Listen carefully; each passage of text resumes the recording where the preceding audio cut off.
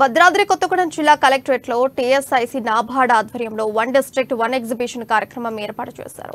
ఈ ఎగ్జిబిషన్ లో గ్రామీణ వ్యవసాయ ఆవిష్కరణల ప్రదర్శనలు ఏర్పాటు చేశారు. రాష్ట్ర వ్యాప్తంగా అన్ని జిల్లాల నుంచి రైతులు, ఎస్హెచ్జి సభ్యులు, వివిధ పరికరాల రూపకర్తలు పాల్గొన్నారు. ముఖ్యంగా వ్యవసాయ రంగానికి చెందిన అనేక పరికరాలను సులభమైన పద్ధతిలో తయారు చేసిన విధానం ఆకట్టుకుంది.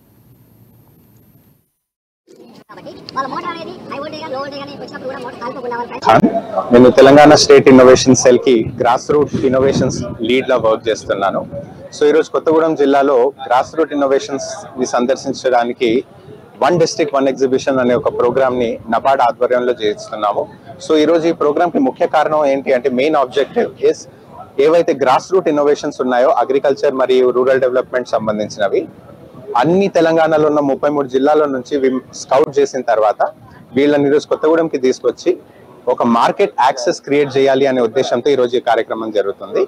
సో ఈ కార్యక్రమం కింద 1000కి పైగా ఫార్మర్లు, దాంతోపాటు FPOs, NGOs, self help group మహిళలు, దాంతోపాటు డిస్ట్రిక్ట్ యంత్రాంగం సందర్శించడం జరిగింది. సో ఈరోజు ఈ కార్యక్రమంలో కొన్ని 20 దేశాలు